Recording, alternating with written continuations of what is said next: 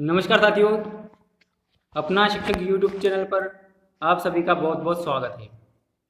साथियों, एमपीटेट वर्ग 3 CTET rate UPTET व सभी शिक्षक भर्ती परीक्षाओं के लिए संस्कृत पेडागोजी के 300 क्वेश्चन की टॉप मोस्ट सीरीज में आपका स्वागत है। दोस्तों, ये 12वीं क्लास है। क्लास का नंबर है 12 और इससे पहले 11 क्लास हो चुकी है। वो देखने के लिए आप प्ले लिस्ट में जाके देख सकते हैं। तो जो 11वीं क्लास थी उसके लिए जो टारगेट रखा गया था कि यानी कि बहुत ही कम टारगेट था 50 लाख का, तो 50 लाख पूरे हो चुके हैं और ये अगली क्लास आ चुकी है क्लास 12वीं। तो इसका टारगेट है, आपका सपोर्ट चाहिए। इसका टारगेट है 100 लाख। 100 लाख होते ही यानी 13वीं क्लास जो है अगली क्लास है वो आ जाएगी, सीरियल की अगली क्लास आ जाएगी। तो उसके लिए आपका सपोर्ट चाहिए, तो आप दे सकते हैं इसमें 100 लाख। चलिए शुरुआत करते हैं। यहाँ पर उस क्लास में जो पुष्पेंद्र जी सूत्रकार है उन्होंने कमेंट किया था 91 और 92 नंबर का जो क्वेश्चन है वो उनके समझ में नहीं आया था। तो यहाँ पर बता देता हूँ मैं, संस्कृत शिक्षण से उद्देश्य मस्ती यानी संस्कृत शिक्षण का उद्देश्य है। तो यहाँ पर इसका आंसर ये बताया था अवबोधनात्मक यानी कि अवबोध, यानी कि कोई भी भाषा सीख रहे हैं, भाषा का ज्ञान ले रहे हैं, तो उसके लिए बहुत ही जरूरी होता है, उसका उद्देश्य होता है कि उस चीज का अवबोध होना। अवबोध यानी ज्ञान होना, तो उस चीज का अवबोध होना बहुत ही महत्वपूर्ण होता है, इसलिए इसका ये ऑप्शन होगा। यहाँ पर देखिए क्वेश्चन नंबर 92, संस्कृत शिक्षण उपयोगी सिद्धांतम अस्ति यानी संस्कृत शिक्षण का उपयोगी सिद्धांत है। तो यहाँ पर स्वाभाविकता या सिद्धांत यानी स्वाभाविकता का सिद्धांत यहाँ पर सही है और ये इसको समझना है। तो पिछले वीडियो में मैंने समझाया था। तो इसमें ये होगा कि स्वाभाविकता का मीनिंग ये होता है कि स्वाभाविक रूप से किसी चीज को ग्रहण करना, यानी स्वतः ही उस चीज को ग्रहण करना। तो यहाँ पर आप देख सकते हैं कि छोटे बच्चे होते हैं शिक्षावस्था में, जब भाषा सीखते हैं तो जिसको घर परिवार की भाषा है तो वो स्वतः ही सीख जाते हैं। तो वो सीखने का उसका प्रकार होता है, वो होता है स्वाभाविकता का सिद्धांत, वहां पर लागू होता है। ये क्लियर हो गई बात। तो यहाँ पर संस्कृत शिक्षण की बात हो रही है, तो बच्चे के सामने ऐसा वातावरण पेश किया जाए, भाषा का वातावरण पेश किया जाए। संस्कृत सिखाना है तो संस्कृत भाषा का वातावरण अगर पेश किया जाए, बच्चों के सामने ऐसा वातावरण बना जाए, तो बच्चे स्वाभाविक तरह स्वतः ही भाषा को सीख जाएंगे। तो इसीलिए यहाँ पर उपयोगी सिद्धांत संस्कृत भाषा सीखने में स्वाभाविकता का सिद्धांत होगा। क्लियर है। अगला क्वेश्चन देखिए, लास्ट जब क्लास खत्म हुई तो उसमें 104 नंबर का क्वेश्चन था और इसका आंसर कमेंट में पूछा गया था। तो इसमें एक साथी ने आंसर भी दिया है, बिल्कुल सही है उसका आंसर। तो ये संस्कृत भाषा अधिगमस्य स्वाभाविक मनोवैज्ञानिक क्रम विद्यते, यानी संस्कृत भाषा शिक्षण का स्वाभाविक मनोवैज्ञानिक क्रम कौन सा है। तो भाषा का जो क्रम चलता है वो क्रम चलता है ASRW, यानी सबसे पहले श्रवण होता है। इसमें इसका आंसर नहीं है। पहला होगा इसमें श्रवण होगा, दूसरा होगा उसमें भाषण होगा और तीसरा पठनम होगा और चौथा होगा लेखनम। क्लियर है। अगला देखिए, दंडान्वय खंडान्वय टीका समीक्षा इत्येताः विधयः केन संबंधाः सन्ति, यानी कि दंडान्वय और खंडान्वय वो संस्कृत भाषा शिक्षण की विधि है। तो टीका समीक्षा यह किससे संबंधित है। तो यहाँ पर व्याकरण शिक्षण से संबंधित है, नाट्य शिक्षण से, या फिर काव्य शिक्षण से, या फिर निबंध शिक्षण से। तो यहाँ पर आप लॉजिक आसानी से लगा सकते हो कि दंडान्वय और खंडान्वय जो विधि है वो ऑलरेडी पद्य शिक्षण की विधियां है। किसकी है? पद्य की। और पद्य शिक्षण में क्या होते हैं, उसमें काव्य रचना ही होते हैं, काव्य रचना ही होती है ऑलरेडी। तो यहाँ पर इसका आंसर सीधा हो जाएगा काव्य शिक्षण। चलिए अगला देखते हैं, नाटक शिक्षण कथमो विधि सर्वोत्तम कथित, यानी नाटक शिक्षण में कौन सी विधि सर्वोत्तम है। तो नाटक शिक्षण की जो विधियां हैं उसमें सबसे अच्छी विधि कौन सी है। तो यहाँ पर सभी विधियों को समझ लेते हैं। आदर्श नाट्य विधि, इसका मीनिंग क्या होता है। आदर्श नाट्य विधि वो होती है जिसमें नाटक को जो शिक्षक वाचन करता है, उसका केवल शिक्षक के ऊपर ही चलती है वो विधि। उसमें शिक्षक आदर्श वाचन करता है और पात्रों का जो है अपने हाव भाव के द्वारा नाटक को व्यक्त करता है। अगला है व्याख्या विधि। व्याख्या विधि जो है ये नाटक की तीसरी विधि हमेशा मानी जाती है और इस विधि में जो है जो प्रश्न प्रयुक्त होते हैं उसके द्वारा अध्यापक पात्रों के चरित्र तथा पाठगत भावों का विश्लेषण करता है। यानी कि इस विधि में जो प्रश्न जो होते हैं उन प्रश्नों के आधार पर, उन प्रश्नों के द्वारा अध्यापक पात्रों के चरित्र और पाठ में आने वाले भावों का जो है विश्लेषण करता है। ये हो गई व्याख्या विधि। अगला है मंच अभिनय विधि। तो इसमें भी दो प्रकार है। अभिनय विधि के अंतर्गत आता है अभिनय विधि। मैं यहाँ पर क्लियर बता देता हूँ थोड़ा। अभिनय विधि जो है, अभिनय विधि ये नाटक की विधि है। इसके दो पार्ट है, एक तो रंगमंच अभिनय विधि और दूसरा है कक्षा अभिनय विधि। ठीक है ना, क्लियर है। तो यहाँ पर जो है पूछा गया है कि सर्वोत्तम विधि पूछा गया है। तो यहाँ पर रंगमंच अभिनय विधि, उसके लिए स्पेशली पात्र बनाने पड़ते हैं, एक मंच बनाना पड़ता है। आपने देखा होगा बहुत सारे नुक्कड़ नाटक वगैरह होते हैं। तो ये भी सर्वोत्तम विधि नहीं हो सकती, क्योंकि ये इसमें समय ज़्यादा लगता है और खर्चीली भी है, इसलिए ये नहीं होगी। व्याख्या विधि भी सर्वोत्तम विधि नहीं है, क्योंकि इसमें जो है शिक्षक ही केवल उसका प्रश्न के आधार पर भावों को अभिव्यक्त करता है और बच्चों को समझाता है। आदर्श विधि भी सर्वोत्तम विधि नहीं हो सकती, क्योंकि केवल शिक्षक के ऊपर डिपेंड होती है और शिक्षक अपने हाव भाव से पात्रों का जो है वर्णन करता है। तो ये ऑलरेडी ये फिक्स नहीं है कि बच्चा कितना समझ पाएंगे। तो यहाँ पर अगली विधि देख लीजिए, समवाय विधि। इसका एक नाम और है सहयोग विधि। इसमें क्या होता है कि इस विधि, ये जो विधि है, इन सभी का जो है मिश्रण मान सकते हैं, एक तरीके से मिश्रण मान सकते हैं। इसमें इस विधि में जिस चीज़ की आवश्यकता होती है वो चीज़ वहाँ पर लागू की जाती है। आया समझ में? यानी कि वहाँ पर कुछ प्रश्नों की आवश्यकता है तो व्याख्या विधि से ले लिया जाएगा। कुछ अभिनय जैसा है तो ये भी रंगमंच अभिनय या कक्षा अभिनय से ले लिया जाएगा। और कुछ नाटक में कुछ मैटर ऐसा आ रहा है तो वो शिक्षक अपना जो है आदर्श नाट्य अभिनय विधि द्वारा भी पढ़कर अपने हाव भाव व्यक्त कर द्वारा बच्चों को समझाया जा सकता है। तो ये सभी का मिश्रण जो समवाय विधि है, सहयोग विधि भी माना जा सकता है, यानी सभी का सहयोग लेकर ये विधि चलाई जाती है। तो ये सबसे उपयुक्त विधि है, सर्वोत्तम विधि है नाटक शिक्षण की। अगला देखिए, हर्बर्ट पंचपदी पुत्र प्रयुज्यते, यानी कि हर्बर्ट की जो पंचपदी प्रणाली है वो किसके प्रयोग में लाई जाती है, कहाँ पर प्रयोग में लाई जाती है? तो वो पाठ योजना में, संभाषण में, लेखन में या फिर पठन में। तो हर्बर्ट की जो पंचपदी प्रणाली है वो है पाठ योजना में जो है प्रयोग की जाती है। आप सभी ने डीएलएड, बीएड वगैरह जो कोर्स किया है उसमें बिल्कुल भी आपने पाठ योजना बनाई है तो वो किसकी, हर्बर्ट की ही है। उसके में 5 पद होते हैं, पंचपदी प्रणाली है। अगला देखिए, संस्कृत भाषायाम कंठस्थीकरणम कस्मिन् शिक्षणे आवश्यकम। दोस्तों, इसमें संस्कृत भाषा कंठस्थीकरण जो होता है शिक्षण में आवश्यक होता है।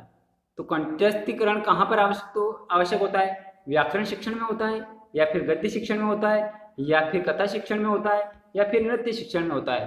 तो आपने देखा होगा कि व्याकरण के बहुत सारे सूत्र जो है कंठस्थ करने पड़ते हैं, इसलिए यहाँ पर जो कंठस्थीकरण जो शिक्षण आवश्यक होगा वो होगा अपना व्याकरण शिक्षण में। चलिए अगला देखिए, व्याकरण शिक्षण है उदाहरणार्थ नियमानि निर्धारणम कस्मिन् विधौ भवति, यानी कि व्याकरण शिक्षण में उदाहरण से नियम की ओर कौन सी विधि होती है? तो यहाँ पर सूत्र विधि, सहयोग विधि, आगमन विधि या फिर परस्परगत विधि। तो यहाँ पर देखिए कि आगमन विधि है ना, आ से हो रहा है उदाहरण, है ना, तो उदाहरण से नियम की ओर, तो आगमन विधि इसका आंसर होगा। इसकी बहुत ही एक अच्छी ट्रिक भी है, तो आप जो है वो वीडियो देख सकते हो, इसी चैनल पर अपलोड किया गया है। सारी आगमन निगमन विधि सबका एक ट्रिक के माध्यम से ही सोल्यूशन है। अगला देखिए, शिक्षक दिवस कस्य महापुरुषस्य जन्म दिवसे आयोजित। शिक्षक दिवस किस महापुरुष के जन्म दिवस पर आयोजित किया जाता है? तो शिक्षक दिवस यहाँ पर आप सभी जानते हैं डॉक्टर सर्वपल्ली राधाकृष्णन जी का जो जन्म दिवस है, उसी का जो जन्म दिवस है हम शिक्षक दिवस के रूप में मनाते हैं। अगला देखिए, संस्कृत शिक्षण किम श्रव्य साधना उपयोगी नास्ति दिया है। संस्कृत शिक्षण में कौन सा श्रव्य साधन उपयोगी नहीं है, जिसको सुनकर सीखा नहीं जा सकता है? आकाशवाणी बिल्कुल सुनकर हम अधिगम करते हैं, मानचित्र को हम सुनते नहीं है। यहाँ पर देखिए, रीट 2016 लेवल फर्स्ट में पूछा गया क्वेश्चन है, तो यहाँ पर नास्ति दिया है, इसलिए अपना आंसर तो यहीं पकड़ में आ चुका है। बाकी ग्राउंड फ्लोर पर भी हम श्रवण करके ही अधिगम करते हैं और टेप रिकॉर्डर से भी हम श्रवण करके ही अधिगम करते हैं। चलिए अगला क्वेश्चन है, बहुत ईजी था। संस्कृत अध्यापकस्य अभिन्न मित्रम अस्ति। सतत अध्यापक का जो अभिन्न मित्र कौन सा है दोस्तों? तो यहाँ पर सीधी सी बात आती है कि शिक्षक का परम मित्र होता है, वो होता है श्यामपट्ट होता है। ब्लैक बोर्ड होता है, व्हाइट बोर्ड जो भी है, श्यामपट्ट जो है वो शिक्षक का बहुत ही अच्छा मित्र है।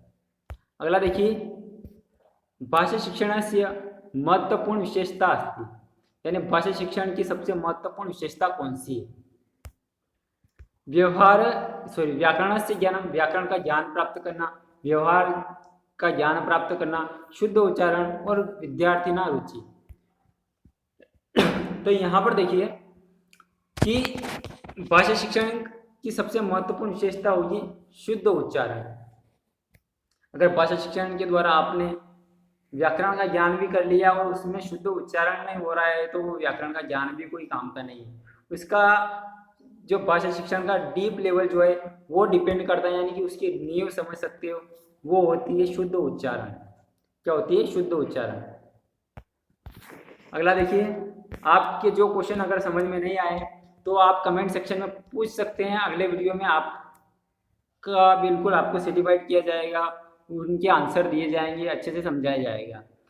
क्योंकि चैनल का नाम है अपना शिक्षक, यानी कि जो शिक्षक है वो अपना है, आपका है। आप जो क्वेश्चन जब पूछना चाहो पूछ सकते हैं, उसका बराबर सॉल्यूशन आपको दिया जाएगा।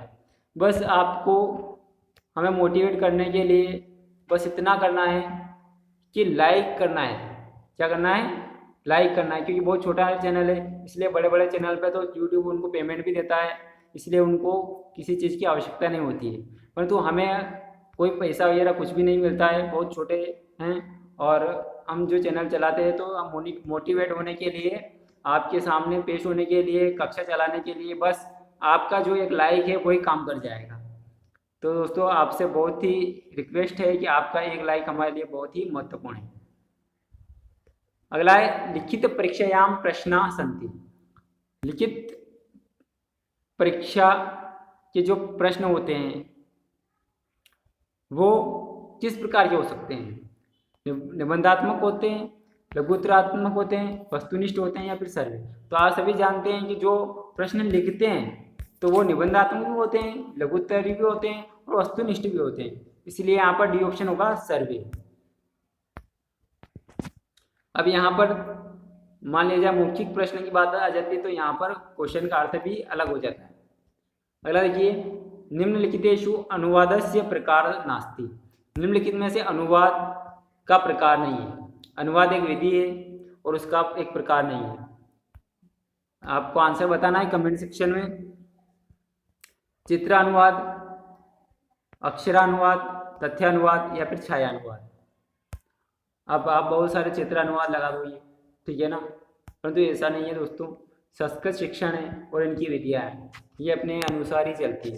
तो यहाँ पर देखिए कि इसका सही आंसर नास्ति दिया है, नहीं है, तो यहाँ पर चित्रानुसार अनुवाद इसका आंसर होगा, क्योंकि अनुवाद का प्रकार नहीं है। बाकी तीन प्रकार है, तीनों प्रकार को मैं थोड़ा कर देता हूँ एक्सप्लेन।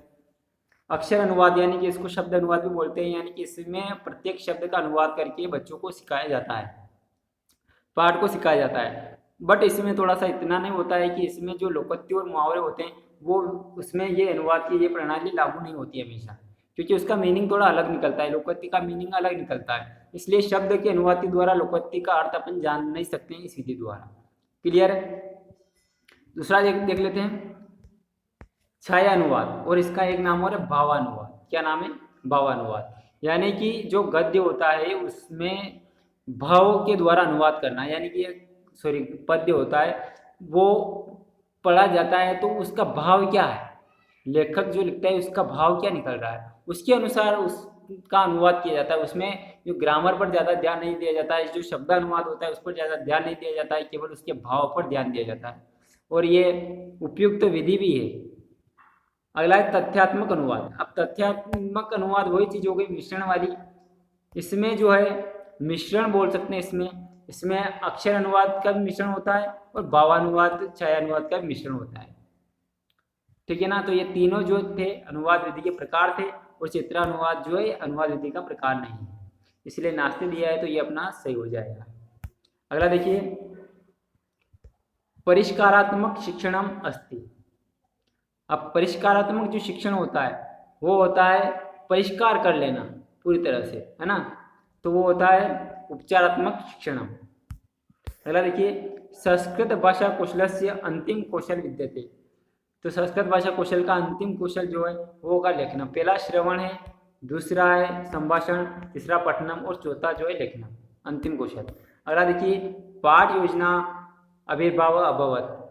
तो पाठ योजना के जन्मदाता हैं, है ना, आविर्भाव यानी जन्म, है ना, तो यहाँ पर जन्मदाता कौन है पाठ योजना के? समाजशास्त्री है, या फिर संस्कृत को जानने वाले संस्कृत गेस्टाल्ट मनोवैज्ञानिक है, या फिर अर्थशास्त्री है। तो यहाँ पर जो है पाठ योजना का आविर्भाव करने वाले थे, जन्मदाता है वो है गेस्टाल्ट मनोविज्ञान। कौन है? गेस्टाल्ट मनोविज्ञान। अगला है शिक्षणम भवत। तो शिक्षण होता है, तो यहाँ पर संश्लेषण विश्लेषण की ओर, कठिन से कठिन की ओर, सरल से कठिन की ओर, तर्क से मनोविज्ञान की ओर।